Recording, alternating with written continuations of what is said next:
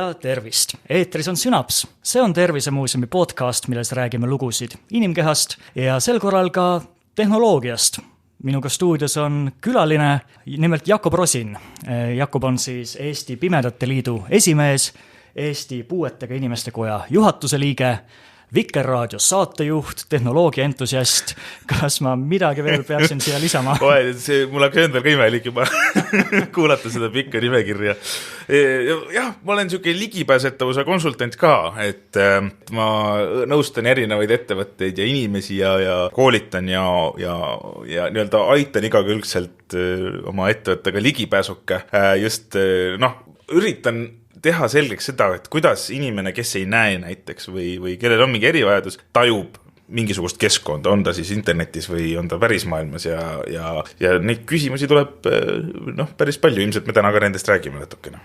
Täpselt nii. Ja mõte olekski rääkida pisut ka siis digitehnoloogiast, aga enne kui me jõuame nüüd selleni, räägiks pisut sinu kooliajast. See on küll päris mitu head aastat juba tagasi, aga selline pikem tee, oled ju käinud ka koolis ja ülikooliski ja kuidas see käis? Ma leidsin korraks, tsiteerin siin ühte huvitavat kirjatükki, mille ma avastasin. Ma ei tea, kuidas sa ise sellesse küll suhtud, aga olid siis 10. klassis. See on ju virmus, olid 10. klass ja kirjutasid siis midagi sellist ja kirjeldasid, et kuidas sa lähed, et ühes käes valge kepp, teises punktkirjamasina kohver, ühel õlal arvutikott ja tihtipeale kaenlas veel ka mõni õpik.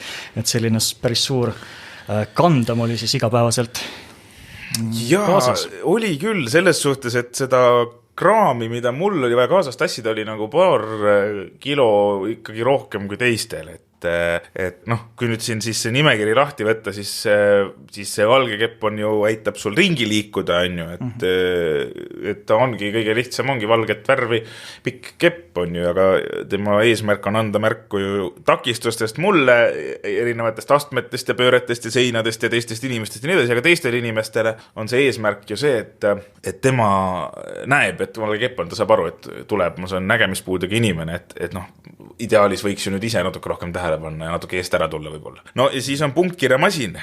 See on siuke mehaaniline, tüüpiliselt siuke suur rauast kolakas, mille sisse, ta nagu trükimasin natukene. Sinna krubid või kerid paberi sisse ja ta mitte ei trüki siis kirjatähti, vaid tal on seal sellised naelad või nõelad, mis siis klahvide vajutamise peale pressivad paberi sisse augud, või nii-öelda tegelikult täpid siis, mis siis on nagu punktkirjas. Punktkiri on siis üks täht on punktkirjas on selline 6 punkti kombinatsioon. Ehk siis maksimaalselt 6 punktist koosneb selline 2 tulbas 3 tükki. Ja see on suhteliselt raske. Ma mäletan seda, et kunagi koolis, tead, nagu ikka, mingi hetk tuleb see, et ei viitsi ja ei taha ja üldse, ja siis ma olin nagu nii tark, et ma kaevasin välja igasugused Terviseameti reeglid, kus oli kirjas, kui palju koolikott võib kaaluda. Aga ja siis ma kohe kaalusin enda koolikotti ära, rõmusin, minu oma on 4 kilo raskem, kui tervisenõuded ette näevad. Ja põhjuseks on see, et mul tõesti ei olnud mitte tavalised õpikud, vaid punktkirjas õpikud. Punktkirjas õpikud on formaadilt, on palju suuremad, sest punktkirja üks täht on suurem kui trükitäht. Ja ta kaalub ka paber on paksem ja nii edasi, et ta kaalus rohkem ja tänu sellele oli minu koolikott ka raskem, aga see ei veendunud mitte kedagi ära, et mu koolikott on nii raske, et ma ei tohi kooli minna. No ja arvuti on juba siuke märk digiajastust, et mingi hetk hakkas see arvuti seda punktkirjamasinat välja tõrjuma, aga mingil ajal nad eksisteerisid koos nii-öelda siukse üleminekuna, aga tänaseks on juba minu elus on üldiselt kõik on nagu digitaalne, aga samas seda punktkirja läheb ka ikka vaja veel. Aga võib-olla võtaks sellest punktkirjast natuke siin ka vahele veel korraks kinni, et mis rolli see nüüd mängib, et kas ta on ta nagu kadumas, ongi need digivahendite üle võtmas või seda ohtu, et ta päris ära kaoks veel ei ole? Tegelikult on nii, et ega punktkiri ja digimaailm võivad täiesti vabalt koos eksisteerida. Et kuidas täna nagu tegelikult digimaailmas asjad töötavad nägemispuudega või ütleme siis pimedate inimeste jaoks, on ju see, et sa kasutad näiteks arvutis või telefonis või tahvlis või kuskil ekraanilugeja. Ja ekraanilugeja on selline programm või osa ka mõnel juhul operatsioonisüsteemist näiteks, mis loeb sul ekraani pealt olevat informatsiooni. On ta siis seal veebilehel või äpil või millel iganes. Ja nüüd on see, kuidas ta seda sinuni toob, on 2 varianti. Kas ta räägib siis ta tõesti loeb ette neid asju kõnesüntesaatori või sellise nagu robotliku oma hääle abil. Või teine variant, sa saad oma arvuti külge või seadme külge ühendada, nimetatakse ongi punktkirja selline display või kuvar, mis siis seda juttu, mida ekraanilugeja muidu ette loeks, siis näitab punktkirjas. Et tegelikult punktkiri ja digimaailm saavad täiesti koos eksisteerida ja see on tegelikult inimeste puhul, ma olen märganud ikkagi suhteliselt selline isiklik otsus, et paljud tahavad kasutada punktkirja, lugeda punktkirja, inimesed, kes on sageli võib-olla on ka neid inimesi, kellel on nägemisega probleeme, aga samal ajal ka kuulmisega probleeme, et nemad eelistavad punktkirja kasutada, et mina tunnistan, olen läinud sinna koolkonda, et ma kuulan, mulle meeldib rohkem kuulata, nii et minul igasugused aparaadid räägivad aga samas see punktkirja võimalus on nagu alati olemas ja ega seda ei tasu ära unustada, sest et on kohti ka, kus ilma ei saagi, tulebki punktkirja kasutada. Kus punktkirja üldse õppida saab? No punktkirja saab õppida, Eestis on meil olemas näiteks Tartus on Tartu Emajõe kool, nägemispuudega lastele mõeldud kool, kus lisaks siis sellisele riiklikule õppekavale ühesõnaga see riiklik õppekava siis viiakse kellu nägemispuudega noorele sobivalt. Ja see tähendab seda, et sulle õpetatakse ka kirja näiteks, punktkirja. Kui ütleme selles mõttes, jälle keegi tuleb küsib, et kaua sa punktkirja õppisid, mina küsiksin samamoodi vastu, et kaua sina lugema õppisid või kirjutama tavalist kirja, eks ole, et see on kõigil on hästi individuaalne. Aga Tartus on selline põhiline keskus, Tallinnas oli ka, on Heleni kool, Tallinna Heleni kool, kus nägemispuudega noored käivad, nii et meil üle Eesti küll mitte igal pool tõepoolest, aga natukene on see asi kaetud ja meil on lisaks ka erinevad sellised, nimetatakse rehabilitatsiooniteenused, ehk siis kui inimene kaotab nägemise näiteks hilisemas eas, enam kooliealine ei ole, siis on tal võimalus ikkagi ka seda punktkirja õppida. Ei jää needki inimesed ilma sellest õppest. Aga jätkame siis veel abivahenditega, et tõesti valgest kepist oli siin juttu. On ka veel erinevaid seadmeid, näiteks me siin muuseumi tunnis kasutame või tutvustame ka ühte seadet, millel nimeks on siis näiteks värvimääraja. On mul juhtumi siin laua peal ka ja kui ma panen ta praegu endal siia pusa vastu, loodan, et see mikrofon tega kinni püüab, siis me saame teada, et must. Just, minu pusad enam musta värvi on. Ja veel üks vahva vidin on siin see vana hea vedeliku taseme määraja. See on tohutult kasulik. See on selles mõttes abiks, et vaata, vedelikud, see töötab siis niimoodi, et tal on sellised pikad klemmid, või sellised, ütleme sellised orad, mille sa paned ta nüüd klaasi serva külge ja kui sa nüüd hakkad klaasi vett valama ja vedelik jõuab nende oradeni, siis ta hakkab piiksuma. Ja seda lihtsalt selleks, et sa üle serva ei valaks. Ma saan aru, sa teed demonstratsioon esinemist praegu. Püüdsin teha väikest kuuldemängu aga juhtumisi täna just see aparaat mulle ei tööta. Aga lood märgõneks ei ole. Aga tegelikult sellepärast, et ja see hästi jälle sageli küsitakse, et aga sa võid sõrme sisse panna või, eks ole. Tegelikkuses on see, et nägemispuudega inimese jaoks on, kuna ikkagi see nägemismeel on ära võetud, siis sul on teised meeled olulisemad ja sa kasutad neid tänu ühe meele puudumisele palju rohkem.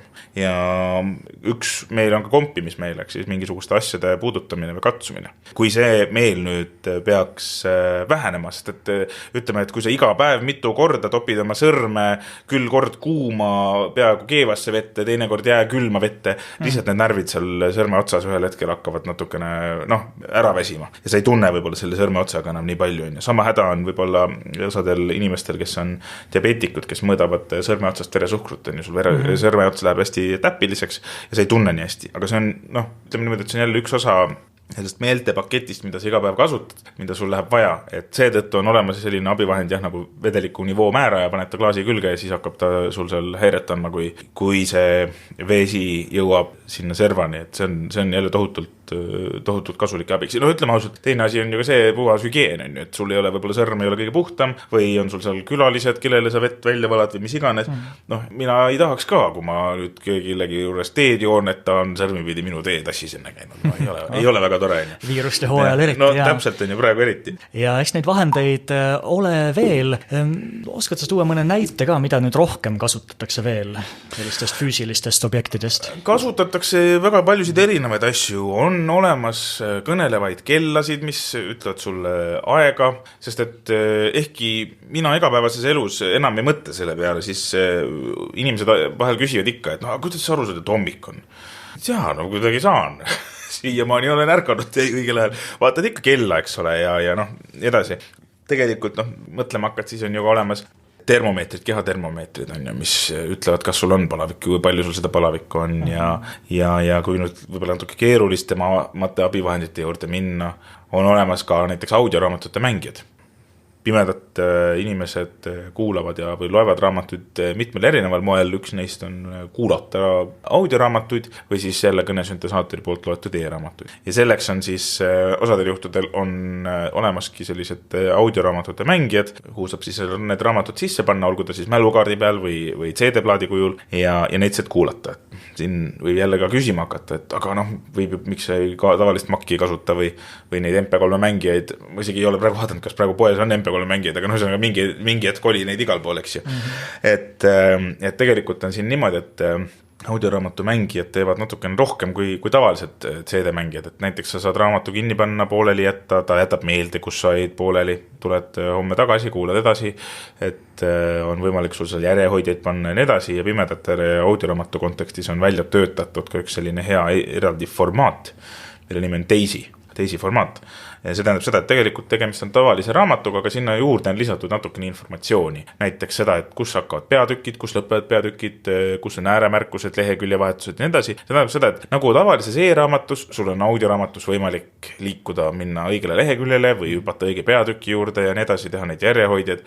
Ehk siis seda audioraamatut kohelda kui tavalist raamatut. Et need on ka hästi populaarsed just. Muuta ka kiirust, eks ole? Jaa, õigus, muidugi muuta kiirust ka, et ega lugejad on ju erinevad. Mõni loeb väga niimoodi mõtlikult ja aeglaselt ja teeb pause ja ega seal ei ole midagi ette heita, inimesed on ka erinevad, eks ole. Ja inimeste kuulamisharjumused on ka erinevad. Mina isiklikult üldiselt raamatuid kuulen natukene kiiremini kui tavaline kiirus. Ja teistpidi sõltub raamatust. Et kui tegemist on selline mõnusa kerge, ütleme mingi juturaamatuga, siis sa kuuladki teda niimoodi mõnusalt lobedalt, aga kui ma loen näiteks mingisugust mitte ilukirjanduslikku teost, kus on nagu fakte ja selliseid asju, mis võiks nagu, ütleme, mida sa kuulad läbi, mõtled läbi, analüüsid läbi, eks ole, siis ma kuulen teda ikkagi tavakiirusel.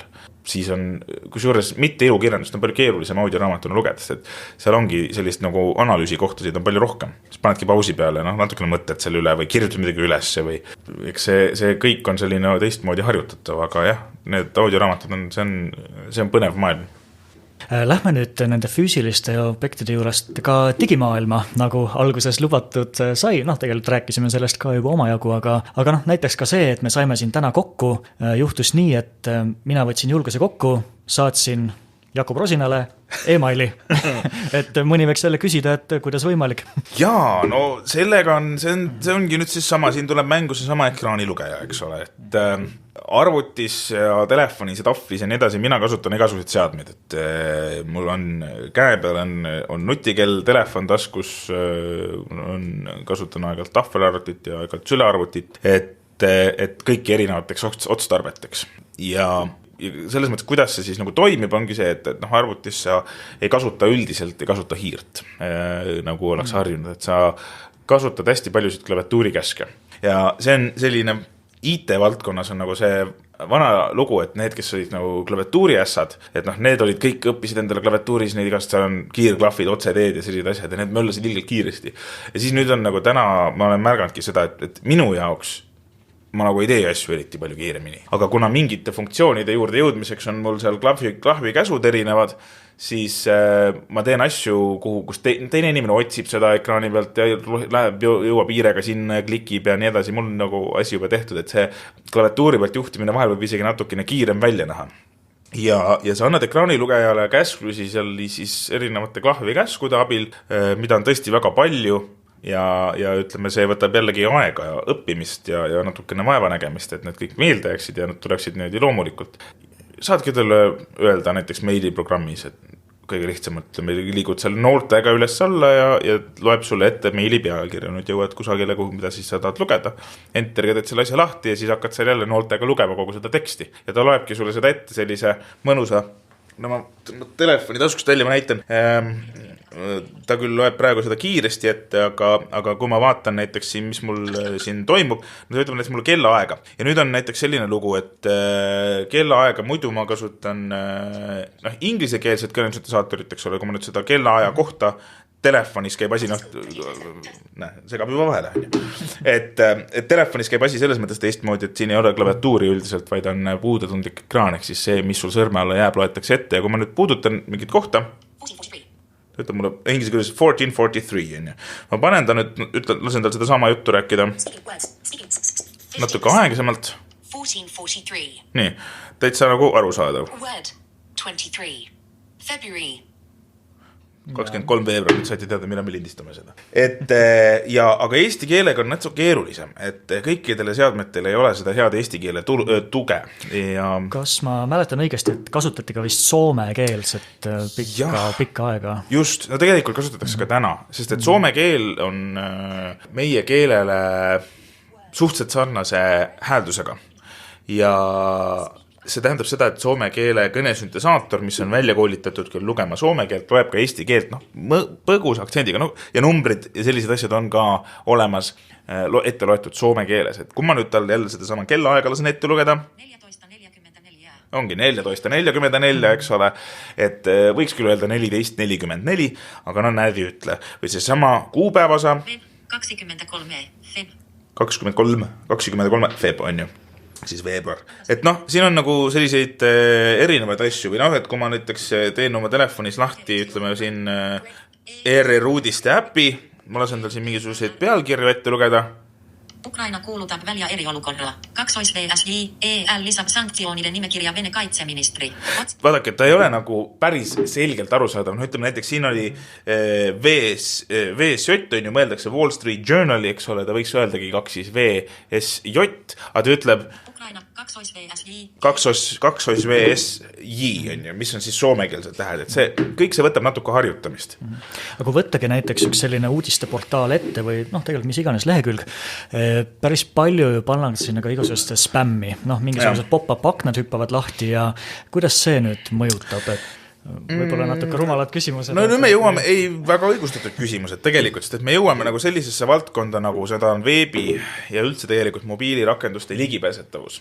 Et selleks, et see ekraani lugeja, kõik need asjad, mis ta nüüd siin ette luges on ju ja muidu ka ette loeb, esiteks, et ta oskaks neid kõiki ette lugeda ja teiseks, et ta oskaks need asjad üles leida, on sellel veebilehe või äpi arendajal tarvis natukene osata arvestada selle ekraani lugejaga.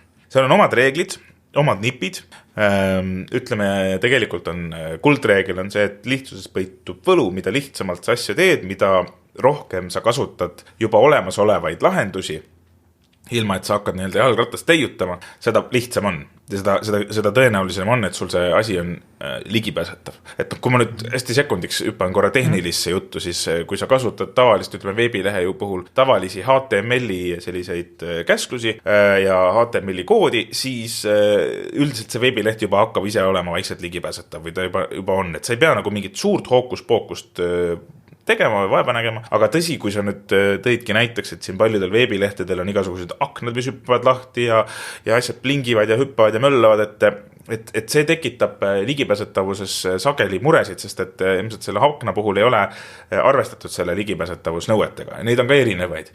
Üks osa on see, et see kogu see kupatus sul seal selle ekraanilugejale ette loeks kõik asjad ilusasti.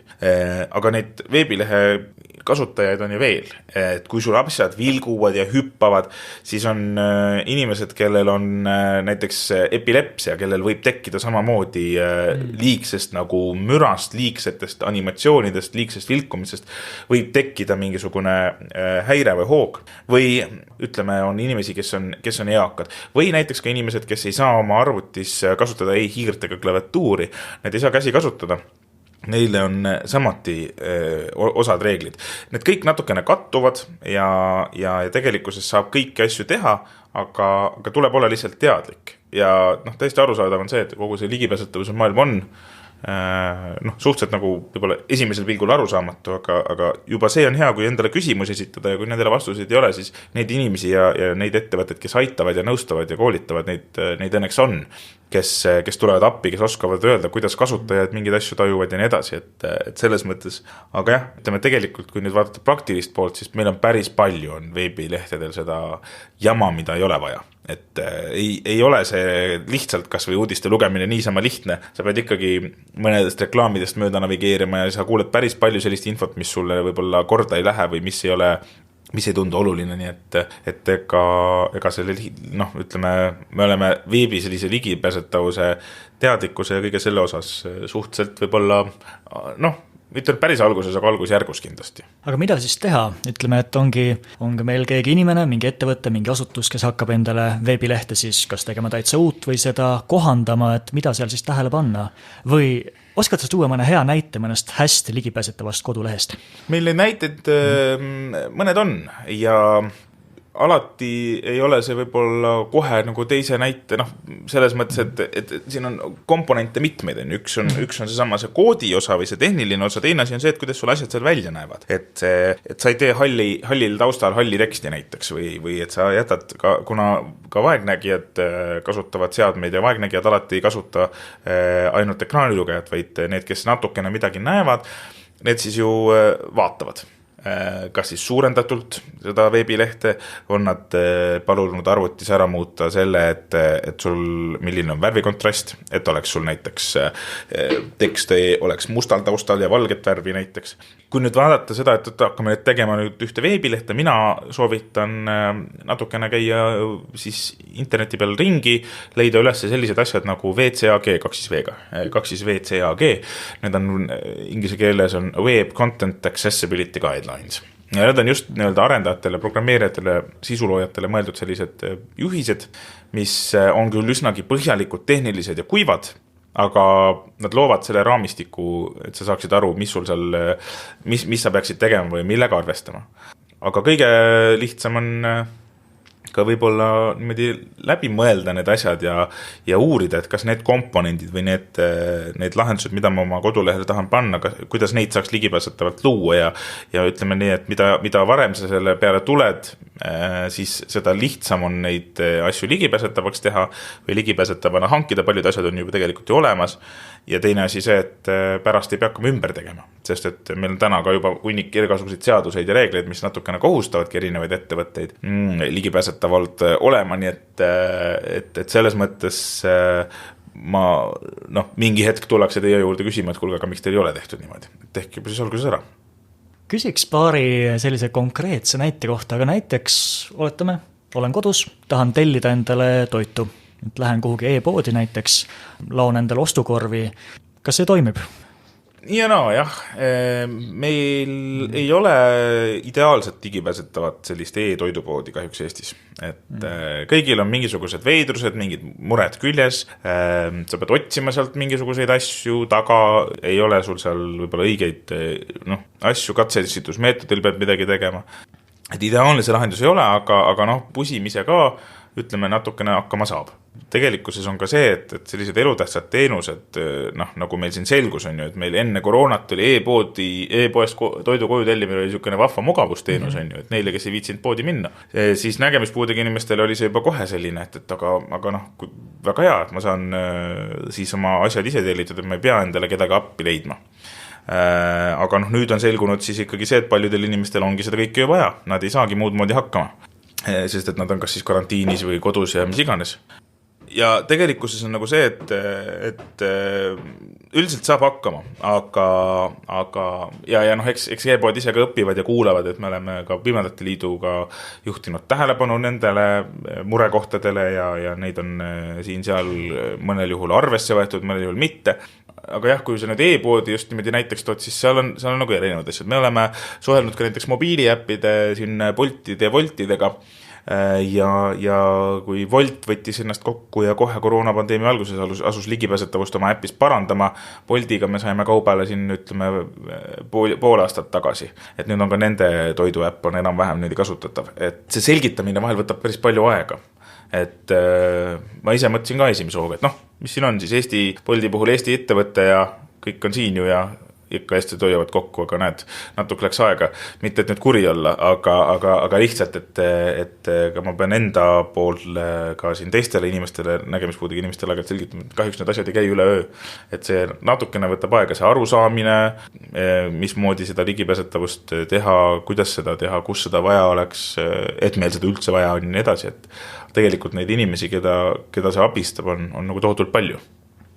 Üks näide veel, praegu turgatas, koroonast tuli juttu, see COVID-i läbipõdemise tõend, vaktsineerimispass. Seal läks ka algus vist üle kivide ja kändude, kas see on saadud tööle või kuidas sellega on? Jaa, meil oli just vaktsineerimise aegadele registreerimisega siin kevadel, kui kõik see plahvatuslikult lahti läks, kõik tahtsid registreerida, aga ei saanud hästi hakkama ja me oleme tänu sellele sündmusele suutnud nagu väga hea koostöö saada siin ka riigi erinevate IT-asutustega, et kui varem võib-olla mõnes kohas oli natukene seda mõtlemist, et meil on need reeglid, püüame need kuidagi ära täita, aga sinna ei jõutud, et siin on ka jälle üks selle veebi ligipääsetavuse selline erisus või teistmoodi asi, et sa peaksid ikkagi seda testima, mis sa oled ära teinud, sest et inimene, kellel erivajadust ei ole, tal on väga raske ilma väga põhjalike teadmisi omamata aru saada sellest, kuidas see kasutaja päriselt seda veebilehte kasutab. Ja siin juhtuski tegelikult see, et arvati, et kõik oli hästi, aga kasutajatega ei olnud asja testitud või seda ligipääsetavuse järelkontrolli poolt tehtud ja siis, kui ühel hetkel oli meil üleriigiline või ülemaailmne pandeemia ja järsku oli hädasti vaja, siis selgus, et meil on probleeme. Ja siis me paralleelselt töötasime ja testisime neid lahendusi ja me suutsime parandused õnneks sisse viia, et asi sai korda, aga parem oleks ju selliseid olukordi vältida. Ei taha kogu aeg joosta nagu sabas ühiskonnal, vaid tahaks ikkagi olla ühiskonnas osa. Aga mis on näiteks koroona puhul, kui me korra nagu vaatame digimaailmas natukene välja, mis on nagu huvitav on see, et tänaseni meil on nüüd muidugi siin mõnda aega olnud need testid ja kõik selle, et tänaseni pole olemas ligipääsetavat koroona kiirtesti. Päris sageli on inimestel see mure, et kuidas ma teen, et üks on kiirtest, et kuidas ma seda teen, esiteks seal pole seda juhist kaasas, heal juhul sa selle juhis internetist leiad, aga kuidas ma nüüd tean, mitu triipu sinna tekkis, eks ole, või kas sinna üldse triip tekkis, või kas ma tegin õigesti. Et ei ole sellist asja üldse, ja see ei ole nüüd ainult siin etteheide Eestile, vaid ma olen aru saanud, et ka mujal riikides on sellega probleeme ja muresid. Et alati tuleb kedagi jälle appi kutsuda, väga keeruline on. Või siis, et meie siin teenusepakkujad seas ei ole olnud nagu ka võib-olla väga palju neid juhtusid, aga nagu seda, et kui nüüd tuleb mõni erivajadusega inimene ja üksinda testi tegema, et kas teda osatakse aidata. Et PCR-testi näiteks kuskile vastuvõtupunkti on ju, et kuidas ma seda teha saan, kui ma ei näe, kuhu minna ja sest, et jällegi koroona on tekitanud nagu palju sellist ka inimestel eemale hoidmist, et sa ei taha ikkagi siin inimese juurde võib-olla kohe minna, eriti kui tuleb testi tegema, et äkki on haige ja nii edasi. Et neid küsimusi on nagu päris palju, mis koroona on püstitanud ja kuidas see elu edasi läheb, et siin Eesti Puuetega Inimeste Koda esimese koroona-aasta juures tegi sellise kampaania nagu terve elu eriolukorras. Selle mõte oli tegelikult see, et väga paljud puudega inimesed on nagu selles eriolukorras elanud aastakümneid, et kui siin teised inimesed sattusid paanikasse, et nad ei saa nüüd kodust välja ja et umbes, et me ei suuda lillegi liigutada selle nimel, et me nüüd kodust välja saaksime, siis puudega inimestel ei ole isegi seda lille, mida liigutada. Et ma ei saagi mitte midagi teha, sest et ma elangi sellises piirkonnas, mis ei ole minu jaoks ligipääsetav. Ma ei saa üksinda poodi minna. Mitte ei ole küsimus selles, et ma ei pane maski ette või ma ei tea, mul on nüüd 2 nädalat karantiin määratud, vaid lihtsalt see pood ei ole minu jaoks ligipääsetav ja selles mõttes see oli alguses oli selline hea muige koht, et tulge siis me õpetame teid, kuidas seal eriolukorras elada, et me oleme harjunud küll, aga tegelikkuses see õnneks juhib ka nagu paljudele asjadele tähelepanu ja teistpidi, kui vaadata koroonateemat, siis see on ka palju kasu toonud sellesse meie valdkonda neelda. Lähme edasi veel nutiseadmetega ka, et tõesti paljud abivahendid on ju nii-öelda üle võetud nutiseadmete poolt ka ja erinevate äppide ja rakenduste poolt. On, et kui minul oli vanasti oli hästi palju erinevaid seadmeid, noh, ma siin tõingi näiteks rääkivad kellad ja nii edasi, siis nutitelefon on krabanud mitmed need lahendused endale. Mitte nüüd ei ole päris see, et nutitelefon on need abivahendid ära kaotanud, sest et kui me nüüd nendest nutitelefonidest ja seadmetest räägime, siis ega me ei saa üle ka ümber sellest faktist, et kõigil ei ole nutitelefone ja kõik inimesed ei oska kasutada nutitelefoni. Meil on ka neid inimesi, kes ei ole nii tehnikateadlikud, et kui te nüüd seda kuulate ja arvate, et kõik nägemispuudega inimesed on väga aktiivsed tehnikakasutajad, siis paljud on, aga paljud ka ei ole. Et ega siin ühe mütsiga lüüa ei saa. Aga jah, ütleme niimoodi, et ega kui need äpid olemas on ja äpid tekkisid, siis tulid välja ka mitmed nägemispuudega inimestele mõeldud ja suunatud mobiilirakendused. Ja näiteks on siin abi sellest, et nutitelefonil on hästi palju erinevaid igasuguseid sensoreid. Kaamerat ja tänapäeval juba igasugused radarid ja lidarid ja nii edasi, mis seal kõik on, mida saab ära kasutada siis nägemispuudega inimese abistamiseks. Kaamera on selles mõttes põnev ja seal on funktsioone tohutult palju, et näiteks on olemas selline äpp, mille nimi on Envision ja see rakendus vaatab teksti. Ja kui ta teksti näeb, siis ta loeb selle teksti kohe ette. See tekst võib olla ka trükitud, et ma ei tea, lähed kohvikusse, näitad talle seina peal olevat päevamenüüd ja sulle loetakse see ette või võtad postkastist ümbriku ja näitad seda telefonile ja ta loeb selle just ette. Või sama äpp suudab ka kirjeldada värve või siis üritada isegi kirjeldada sulle natukene seda, mis on pildi peal, et täna me oleme juba tehisintellektiga jõudnud natukene kaugemale. Et selliseid lahendusi on juba tekkimas, aga saab ka nii-öelda paindlikumalt ja mingis mõttes lihtsamalt. Paljud inimesed kasutavad telefoni niimoodi, et nad helistavad oma tuttavale, teevad lihtsalt videokõne ja küsivad siis nõu, et ole hea, aita mul nüüd kõigepealt näiteks kas või, et aru saada, kus ma olen, et seal vaatad ümber ringi, et mis majad siin on ja siis aitab inimene teiselt poolt läbi videokõne juhendada. Või siis on olemas ka sellised äpid. Kui sul võib-olla seda tuttavat kohe käepärast võtta ei ole, siis teed äpis viskad näpu püsti, et mul oleks abi vaja ja kuskil teises otsas on siis vabatahtlikud või siis professionaalsed abistajad, kes sind siis vastavalt sinu küsimusele nõustavad. On see siis tõesti mingi asja ülesse leidmine või mõnes hoones liikumine või ka miks mitte selle sama mingisuguse teksti lugemine, et neid lahendusi on erinevaid ja üks selline rakendus on Be My Eyes. Eesti keeles võiks tõlkida siis, et ole mu silmad või midagi sellist. Ja selle rakenduse puhul on vahva see, et igaüks saab hakata seal vabatahtlikuks.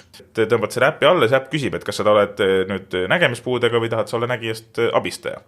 Ja kuna igaüks saab seal olla vabatahtlikuks, ma olen kuulnud, et siin on Eestis ka inimesi, nii et kui muidu nende suurte teenuste puhul kipub olema see, et ikka see tugi on seal inglise keelele rohkem, ja meil kõik ju inglise keelt ei pruugi osata, siis seal on hea see, et on ka eestikeelseid vabatahtlikke ja nad on hea meelega nõus sind eesti keeles aitama, nii et ühelt poolt, kes nüüd kuulavad, siis minge kindlasti tõmmake see äpp alla ja vastavalt siis sellele, kas te nüüd olete abistaja, siis pange ennast abistajana kirja, kui te ei näe, siis tõmmake see appi alla ikkagi ja pange seal näpp püsti ja küsige abi, et hästi paljud on öelnud ka, et mis mina nüüd, et ma ei julge, aga kuule, inimesed on juba ennast sinna nii-öelda kirja pannud, nad järelikult tahavad aidata, et see ei ole see, et nüüd kedagi segatakse. Et selles mõttes on see nutitelefon nagu tohutult abistunud. Siin on liikumisel veel abi igast lahendusi, GPS-i äpid ja nii edasi, mis sulle kirjeldavad ümbrust ja üritavad sind juhendada teel, et neid võimalusi on nagu tohutult palju ja neid tuleb iga päev juurde, mis ongi selle tehnoloogia maailma võlu, et jällegi, keegi arendab mingisuguse uue põneva lahenduse, mingi võimaluse, mingi äpi, mis teeb minu igapäeva elu võib-olla hulgaliselt ägedamaks ja paremaks ja aitab nii-öelda seda ümbritsevat maailma, mis on suhteliselt visuaalne, mulle tõlgendada ja mulle selgitada, mis seal toimub. Ma tuleks selle tänaval liikumise juurde ka. Jällegi inimesed on erinevad, mõni võib-olla ei käi üldse kodunt väljas, sest lihtsalt ei taha, ei tunne ennast turvaliselt. Mõned liiguvad siis julgemalt. Kuidas see näiteks on? Oletame, et oled üksi, hakkad kodunt minema näiteks poodi, mil määral ta siis ette loeb või kuidas see liikumine toimub? neid natuke... võimalusi on ka erinevaid, sa võid kasutada nii-öelda tavalist Google Maps'i moodi asja, ta ütlebki sulle, et nüüd keera paremale, keera vasakule. Aga teine variant on näiteks kasutada mõnda sellist spetsiaalselt pimedatele mõeldud navigatsioonirakendust. No üks nendest on kasutab või kannab nimetust Blind Square ja ma võtsin ta lahti, kui ma nüüd näiteks palun tal praegu enda ümbrust siin kirjeldada. Sinu asukoht. Lähim ristmik on laia suur, Mustri, kaugus umbes 16 meetrit kella 7 suunal. Lähim aadress on lai 15, Tallinn, suund on pohjas. See informatsioon on võib-olla mõnevõrra ähmane, sest et me oleme majas sees ja siin ta ei näe GPS-i satelliiti nii hästi, aga põhimõtteliselt ta ütleb sulle, nagu ta ütles siin, et lähim ristmik on kella 7 suunal 16 meetri kaugusel ja niimoodi ta ütleb kõikide kohta, asjade kohta. Et sa paned oma punkti sinna sisse ja ta ütlebki sulle, et pood on, ütleme näiteks 800 meetri kaugusel kella 3 suunal. Kella 3 ta mõtlebki niimoodi, et otse ees, kui sa nüüd vaatad, on ju, otse ees on 12, paremal on 3, selle taga on 6 ja nii edasi, et selline kellaosuti plaan. Ja niimoodi siis seda inimest juhendatakse, öeldakse erinevaid ristmikke, erinevaid asutusi, hooneid sinu ümber ja see pilt nagu saab sulle selgemaks natuke rohkem kui siis, kui sulle öeldakse lihtsalt, et nüüd keera paremale, nüüd keera vasakule, sest et alati need ei ole võib-olla kõige täpsemad ja annavad natuke liiga vähe infot sellest, et nüüd kus sa oled ja kas sa oled üldse õigel teel. Et see on ka oluline teada, et kui sa kõnnid seal, sa võid teada küll, kuhu suunda sul jääb, kas ma olen õigel teel, kas keerasin nüüd õigest kohast ära, et jah, sellest on kasu, ta on tohutult abiks.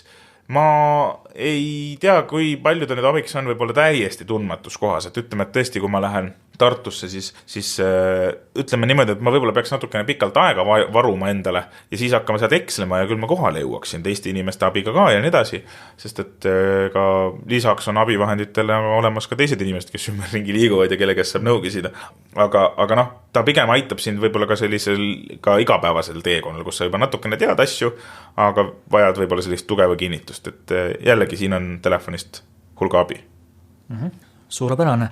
Korraks võib-olla nende inimeste juurde veel, et tõesti pimedat võib ju saata, toetada, mida seal silmas pidada. Paljud inimesed ju kardavad, mõnikord ollakse võib-olla ka liigentusiastlik, hakatakse kuskilt püksisäärast tõmbama, kuhugi vedama, et mida silmas pidada? Mul oli just täna oli situatsioon, kus ma kõndisin tänaval, mul oli kõrvaklapp kõrvas, ma rääkisin telefoniga, see on jälle küll asi, mida võib-olla ei ole soovitav teha, aga nagu me inimesed teeme asju vahel, mida ei ole soovitav teha. Ja siis ma jõudsin oma töökoha juurde, seal oli mingisugune auto ees, siis ma läksin sellest autost mööda, seal keegi küsis, et kas teil on abi vaja, ma ütlesin, ei aitäh, et kõik on hästi, et ei auto lihtsalt, kuna ta on kõnniteele pargitud, siis ta tekitas segadust, et tegelikult ärgem palun parkige asju kõnnitee peale. No ühesõnaga, ma läksin tast mööda ja siis ma rääkisin telefoniga edasi, siis ta jooksis mulle järgi, et oi, ei järge sinna mingi, et see ei ole teie koht. Ma mõtlesin, et esiteks, kust te teate, kus minu koht on ja teiseks ma ütlesin, mul on kõik hästi on. Ja siis ta tahtis veel midagi rääkida, ma ütlesin, et vabandust, ma räägin telefoniga. Et kui teil on nagu öeldud, et kõik on hästi, loomulikult, kui nüüd on ohuolukord, seal ei olnud ohuolukorraga tegemist, aga et kui on hästi, siis on hästi. Ja abi pakkumine teistpidi jälle ei ole mitte kunagi paha, et ega seda inimese peale ei tasu olla kuri, et pöörduda inimese poole ja küsida, et kas tal on abi vaja või nõu vaja, kas kõik on hästi, ei ole kunagi paha, aga selleks võiks olla ka mingisugune põhjus, et kui inimene kõnnib suhteliselt nagu sihikindlalt kusagile, siis ta tõenäoliselt teab, mis toimub. Kui loomulikult jällegi ees ei ole mingit ootamatut ohuolukorda, et maa on üles kaevatud ja seal on natukene aukusid ja nii edasi. Ja just see küsimine on kõige tähtsam. Et mitte see, et ma nüüd eeldan, mida inimene tahab ja mis on kõik vaja, vaid ikkagi see, et sa küsid abi või sa pakud oma abi ja kui sellest keeldutakse, siis on kõik hästi. Kui nüüd ollakse nõus, siis see liikumine või see saatmine käib ka erinevat moodi. Et kõige levinum variant on siin see, kus inimene võtab sinu käsivarrest kinni ja sina liigud temast pool sammu eespool ja niimoodi saabki rahulikult minna. Et seda nimetataksegi saatmiseks. Ja hea toon on ka võib-olla see, et kui inimest kuskil kõnetada, siis võib-olla teha seda niimoodi ka, kas siis pöörduda tema poole, inimese poole nimepidi, sellepärast, et mina ei tea, et näiteks minuga räägitakse, ma ei pruugi teada, ümberringi on palju rahvast, ma ei tea, kas küsiti öeldi tere mulle või öeldi kellelegi teisele, et alati hea nimepidi pöörduda või kui sa tõesti inimese nime ei tea, siis noh, ütleme kuidagi anda märku või kas või õrnalt diskreetselt puudutada inimest tema käsivarrest, et ma tean, et räägitakse minuga. Ja üks asi mida sageli tehakse on see, et inimene, ma räägin midagi ja siis inimene läheb minema poole jutu pealt. Ta läheb kuskile korraks ära, aga mina ei tea, et ära läks ja siis räägid sealt tühja seinaga edasi, kuniks siis lõpuks saad aru, et sa oled jäetud üksinda. Et ka jällegi, et see suhtlus on kõige alus tegelikkuses. Küsimine ei ole kunagi patt. Ja omad reeglid kehtivad ju sellega kohta ka, kui inimene liigub ju koos juhtkoeraga. Et juhtkoerad on jällegi tööl, kui nad inimest saadavad, kui nad on rakmetes, mis tähendab seda, et tänapäeval on see nunnu faktor on meil hästi kõrge ja me tahame koerale pai teha, aga kui juhtkoer töötab, siis tal ei tehta pai, sellepärast et seal võib tekkida juhtkoeral tähelepanu ära kaduda, võib juhtuda õnnetus ja nii edasi, et selles mõttes ei tasu ka seda teha. Jällegi küsida alati inimese käest luba või nõu või kuidas saaks või kas võiks. Et ütleme niimoodi, et Eestis on see keeruline, aga suhtlemine on kõige tähtsam. Nii, vaikselt hakkame ka juttu kokku tõmbama.